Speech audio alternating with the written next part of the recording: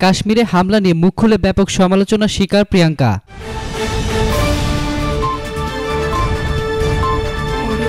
Social মিডিয়ায় সেলিব্রিটিদের troll হওয়ার ঘটনা নতুন নয়। প্রায় কম বেশি সব তারকারই কোনো না কোনো সময় বিভিন্ন কারণে ট্রল হয়েছেন।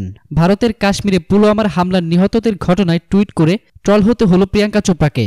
পুলওয়ামায় জঙ্গি হামলা নিয়ে প্রিয়াঙ্কা টুইট করেন, পুলওয়ামার ঘটনায় আমি হতবাক।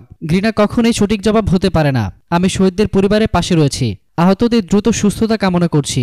আর তার এই টুইটের পরে সামাজিক যোগাযোগ মাধ্যম টুইটারে ট্রল হতে হয় তাকে। প্রিয়াঙ্কা লিখেন, ঘৃণা কখনোই সঠিক জবাব হতে পারে না। আর তার এই কথা ধরে তাকে টুইটারে কটাক্ষ করতে শুরু করেন বিভিন্ন জনেরা। অক্ষয় ভরদ্বাজ বলে এক ব্যক্তি লেখেন, হ্যাঁ ঠিকই বলেছেন, ঘৃণা কখনোই সঠিক জবাব হতে পারে না, যতক্ষণ না আমরা পাকিস্তানকে মানচিত্র থেকে মুছে দিচ্ছি। অন্য এক ব্যক্তি লেখেন, আপনি আপনার স্বপ্নের জগতেই থাকুন, আপনার চিন্তাভাবনা অত্যন্ত ভীতু প্রকৃতির। প্রিয়াঙ্কা এর আগে রোহিঙ্গা ক্যাম্পে গিয়েছিলেন। এই প্রসঙ্গ তুলেও অনেকেই তাকে আক্রমণ করে। এখানেই শেষ নয়, আরও অনেকেই প্রিয়াঙ্কাকে আক্রমণ করেন। কেউ বা তাকে নিচু মনের মহিলা বলেও কটাক্ষ করেন। প্রসঙ্গত এই ঘটনা নতুন নয়, এর আগেও বহুবার বিভিন্ন কারণে ট্রল হতে হয়েছে প্রিয়াঙ্কাকে।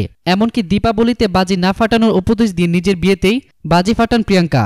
এ নিয়েও কিছু কম সমালোচনা হয়নি। এতক্ষণ ফ্রিকি নিউজের সঙ্গে থাকার জন্য আপনাদের সবাইকে ধন্যবাদ।